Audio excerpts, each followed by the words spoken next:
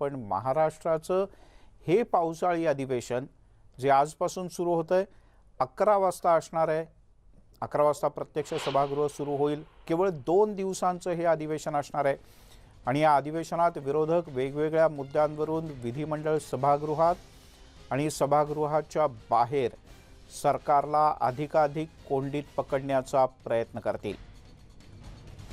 दुसरीकडे या विरोधकांच्या आक्रमक भूमिकेला किंवा चक्रव्यूहाला महाविकास आघाडी सरकारचे नेते कसे भेटतात,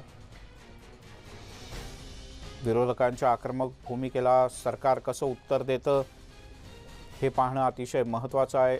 अवघ्या 2 दिवसांच्या या पावसाळी अधिवेशनात पहिल्या दिवशी विरोधक अतिशय आक्रमक होतील आणि सरकारची पुरेपूर कोंडी करतील असं कळतं। दरम्यान राज्यामध्ये लॉकडाऊनच्या काळात झालेली उपासमार, मराठा आरक्षण, ओबीसींचं राजकीय आरक्षण, शेतकरी कायदा सुव्यवस्था यासह अनेक विषयावर विरोधक आक्रमक होणार आहेत। विधानसभा अध्यक्षपदाची निवडणूक घेतली जाण्याची शक्यता जवळपास संपुष्टात आली आहे।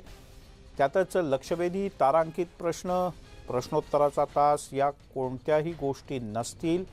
त्यामुळे विरोधक सरकारच्या विरोधात अतिशय आक्रमकपणे भूमिका मांडतील असं बोललं जात आहे। केवळ सभागृहातच नाही तर सभागृहाच्या बाहेर सुद्धा मोठ्या प्रमाणात विरोधक आक्रमक होतील। दुसरीकडे ईडीच्या माध्यमातून माजी गृहमंत्री अनिल देशमुख यांना जे समन्स मिळालंय, आज तिसऱ्यांदा समन्स बजावण्यात आलंय। तर अनिल देशमुख सर्वोच्च न्यायालयात गेलेत। आता देशमुख यांच्या मुद्द्यावरून सुद्धा विरोधक सरकारला सभागृहात अधिकाधिक अडचणीत आणण्याचा प्रयत्न करतील यात काहीच शंका नाही। दरम्यान विधिमंडळाच्या परिसरात सकाळी 10 वाजता म्हणजे बरोबर 1 तासाने काँग्रेसची एक महत्त्वपूर्ण बैठक आहे। या बैठकीला काँग्रेसच्या विधिमंडळ गटाचे सर्वजण म्हणजे सर्व आमदार, प्रतोद, राज्यातले प्रमुख नेते हे सगळेजण उपस्थित असणार आहेत। विधिमंडळ पक्षाची ही बैठक असेल। काँग्रेसचे प्रमुख नेते, सर्व आमदार उपस्थित असतील आणि या 2 दिवसांच्या अधिवेशनात काँग्रेसची भूमिका काय असेल किंवा विधानसभेच्या अध्यक्षपदाच्या निवडणुकीचं नेमकं काय, त्यामध्ये काय भूमिका घ्यायची यासह विविध गोष्टी काँग्रेसच्या या बैठकीत मांडल्या जातील। आणि अधिवेशन, काँग्रेसची बैठक या सगळ्या संदर्भात आपण बोलणार आहोत। सागर कुलकर्णी आपले प्रतिनिधी आपल्यासोबत आहेत, उदय जाधव आपले प्रतिनिधी आपल्यासोबत जोडले गेले। दोघांचंही स्वागत। सगळ्यात आधी सागर, काँग्रेसच्या बैठकीत कोण कोण उपस्थित असणार आहे? केंद्रीय प्रभारी सुद्धा उपस्थित असतील का? मिलिंद, केंद्रीय प्रभारी एच.के. पाटील यांचा दौरा मुंबईचा रद्द झालेला आहे। 2 दिवसापूर्वीच ते येणार होते पण ते येणार नाही आहेत। दूरध्वनीवरून राज्यातल्या काँग्रेसच्या नेत्यांशी ते संपर्कात आहेत। पण अधिवेशनाच्या आधी काँग्रेसच्या काही प्रमुख नेत्यांची काँग्रेसचे गटनेते बाळासाहेब थोरात यांनी बैठक बोलवली आहे। याला काँग्रेसचे सर्व आमदार आणि काँग्रेसचे प्रदेशाध्यक्ष नाना पटोले यासह प्रमुख काही नेते आमदार उपस्थित राहणार आहेत। अधिवेशनामध्ये 2 भूमिका काँग्रेसच्या सर्वात जास्त आग्रही होत्या। एकतर विधान भवनच्या विधानसभा अध्यक्षपदाची जी रिक्त जागा होती निवडणूक, त्या संदर्भात काँग्रेस आग्रही होती। पण आत्ता जे काही स्पष्ट होतं त्यावरनं तरी निवडणूक लागणार नाही हे जवळपास दिसून येतं। यामुळे काँग्रेसचा जो पहिला अजेंडा होता तो जवळपास महाविकास आघाडीतल्या इतर मित्र पक्षांच्या भूमिकेमुळे बाद होताना दिसतोय। दुसरा मुद्दा येतो तो म्हणजे काँग्रेसच्या जी मागणी होती की केंद्र सरकारने कृषी कायदा जो पारित केला होता त्याच्या विरोधामध्ये निषेधाचा ठराव करणं आणि राज्य सरकारचा नवीन कृषी कायदा मंजूर करणं। काल मंत्रिमंडळाने त्या संदर्भात ठराव मंजूर केलेला आहे। आता विधान भवन विधिमंडळ सभागृह म्हणजे विधानसभा आणि विधान परिषद या दोन्ही सभागृहामध्ये कायद्याला मंजुरी देण्याचं काम जो नवीन आहे अशा स्वरूपाचा ठराव केला जाईल असं सांगितलं जातं। वेगवेगळ्या बाकीच्या घडामोडी देखील होणार आहेत। त्या अनुषंगाने काँग्रेसच्या आमदारांना काही सूचना केल्या जातील असं म्हटलं जातं। पण या बैठकीत सगळ्यात जास्त लक्ष आहे ते विधानसभा अध्यक्षपदाची निवडणूक आता होणार नाही आहे। यामुळे काँग्रेसच्या काही नेत्यांची जी आग्रही भूमिका होती, यामध्ये काँग्रेसचे प्रदेशाध्यक्ष नाना पटोले हे सर्वाधिक आग्रही होते विधानसभा अध्यक्षपदाची निवडणूक व्हावी, पण आता जवळपास स्पष्ट झालेलं आहे की निवडणूक होणार नाही आहे. तर मग नेमके पडसाद काय उमटत आहेत आजच्या बैठकीमध्ये हे पाहणं औत्सुक्याचं असणार आहे. काँग्रेसमधल्याच नेत्यांमध्ये मतभेद उघड होत आहेत का बैठकीमध्ये, हे देखील पाहणं गरजेचं राहणार आहे. मिलिंद.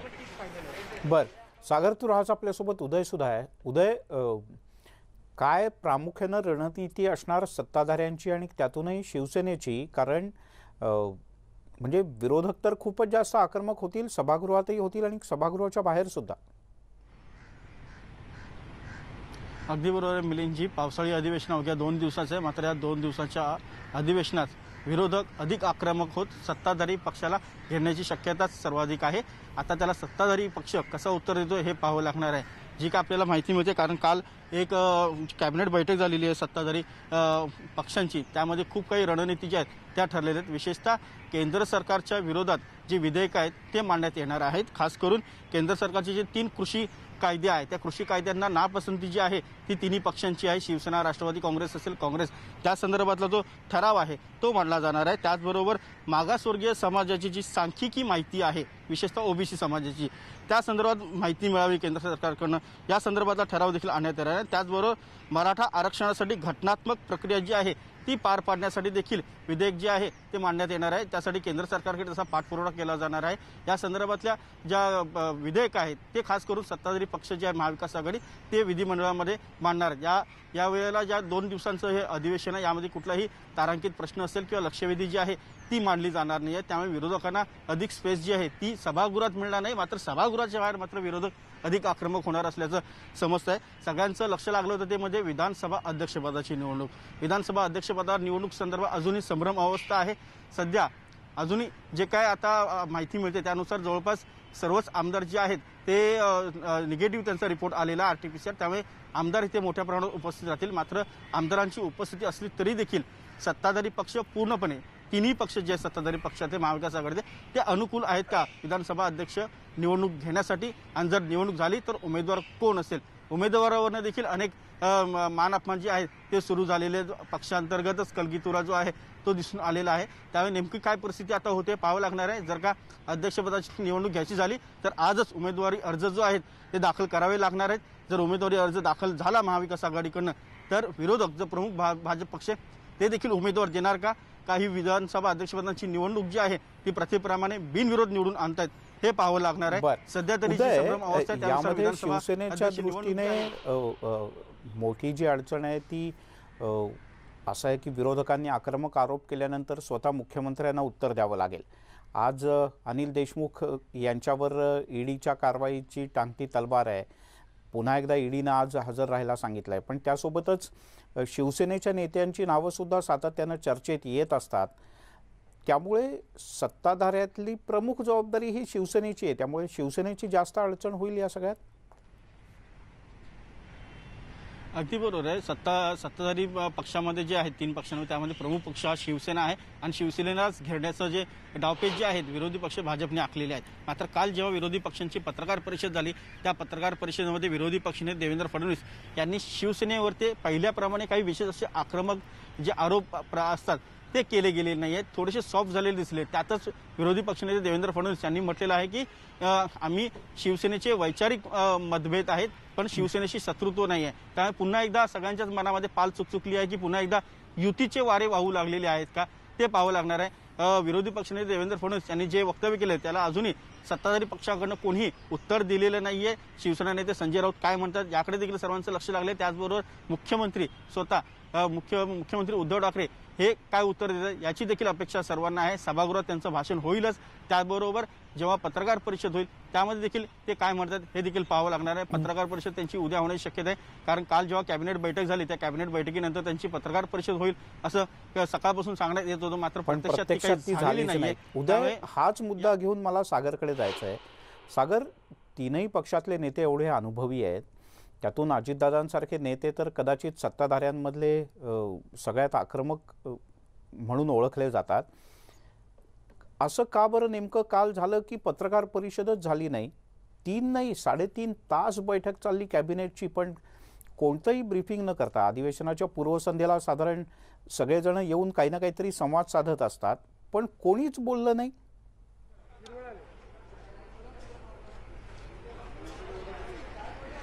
मिलिंद, वास्तविकतेत अधिवेशनाच्या पूर्वसंध्येला मंत्रिमंडळाची बैठक झाल्यानंतर राज्याचे प्रमुख असणारे मुख्यमंत्री उद्धव ठाकरे यांनी प्रसारमाध्यमांना पत्रकार परिषद घेणं अपेक्षित होतं, पण महाविकास आघाडीचा एकही नेता प्रसारमाध्यमांसमोर आला नाही आहे अशा परिस्थितीमध्ये आहे. आता आपण ही दृश्य पाहत आहात, विधानसभा अध्यक्ष आहेत. सर, सगळ्यांचं आज अधिवेशनाचं लक्ष लागलेलं आहे. 2 दिवसाचं अधिवेशन आहे. नरहरी झिरवळ आपल्याबरोबर आहेत. विधानसभेच्या अध्यक्षाचा पदभार आपल्याकडे आहे. 2 दिवसाच्या अधिवेशनात काय अपेक्षित धरताय आपण? 2 दिवसाच्या अधिवेशनात जे सरकार काही 2-3 ठराव वगैरे मांडणार आहे ते आणि बाकीचं सप्लिमेंटरीवरचं कामकाज होईल. विरोधकांकडनं म्हणणं होतं की विधानसभा अध्यक्षपदाची निवडणूक या संदर्भात काही दिसत नाहीये पटलावर. आता त्याचं मी सांगू शकत नाही, कारण तुझ्या त्या पक्षाचा किंवा आघाडीच्या लोकांचा तो प्रश्न आहे. बरोबर. झिरवळ साहेब, आमदारांचे बहुतेक टेस्ट निगेटिव्ह आले आहेत का? कारण की त्याविषयी खूप चर्चा सुरू होती की नेमके आमदार किती उपस्थित राहतील वगैरे. सगळे जास्तीत जास्त पॉझिटिव्ह आहे, निगेटिव्ह आहे, त्यातून तो काही प्रश्न येत नाही. धन्यवाद. आपल्याबरोबर होते विधानसभेचे उपाध्यक्ष, ज्यांच्याकडे अध्यक्षपदाचा पदभार आहे. त्यांचं मत आहे की निवडणुकीच्या संदर्भामध्ये बोलणं योग्य नाही. हा राज्यपाल आणि मुख्यमंत्र्यांचा अखत्यारातला विषय आहे. मिलिंद, याचा अर्थ जवळपास स्पष्ट दिसून येतं की निवडणूक होणार नाही हे स्पष्ट होतं. पण दुसरीकडे आमदारांच्या टेस्ट निगेटिव्ह बहुतेक आलेल्या आहेत. आमदार बहुतेक उपस्थित राहणार आहेत, तरी देखील महाविकास आघाडी निवडणूक घ्यायला का तयार होत नाही हा प्रश्नचिन्ह उपस्थित होतोय. आपण जो दुसरा मुद्दा मांडला की प्रसारमाध्यमांपासून काल मुख्यमंत्री आणि इतर महाविकास आघाडीचे नेते सुद्धा बाहेर का गेले, तर याविषयी प्रश्नचिन्ह उपस्थित होत आहेत. ज्या राजकीय वर्तुळामध्ये ज्या घडामोडी घडत आहेत यामुळेच मुख्यमंत्री प्रसारमाध्यमांसमोर येण्यास टाळले का? आता मुद्दा असा होतोय की विरोधकांचा आरोप स्वरूपात असा येतोय, काल देखील काही नेत्यांनी भाजपाच्या असं स्वरूपात वक्तव्य बोलून दाखवलेलं आहे की पंतप्रधान नरेंद्र मोदी यांच्यावर बोलणार नाही म्हणून टीका करणारे मुख्यमंत्री असतील किंवा महाविकास आघाडीतले नेते प्रसारमाध्यमांसमोर का जात नाही. यात मग कोणती नैतिकता येते मुख्यमंत्र्यांकडे दुसऱ्यांवर बोट दाखवण्याची? आता या संपूर्ण घटनेनंतरनं अधिवेशनाच्या कालावधीमध्ये सुद्धा एकमेकांवर आरोप प्रत्यारोपांचा खेळ हा दिसेल. विशेष म्हणजे सभागृहामध्ये यावेळेस यंदा वेगवेगळे आयुध नाही आहेत जे विरोधकांच्या हाती असतात सरकारची कोंडी करण्यासाठी, पण त्याच्याऐवजी विरोधक सभागृहाच्या बाहेर सरकारचा निषेध वेगवेगळ्या मुद्द्यांवर नोंदवतील, सरकारच्या विरोधात आक्रमकता दाखवतील असं दिसून येतं.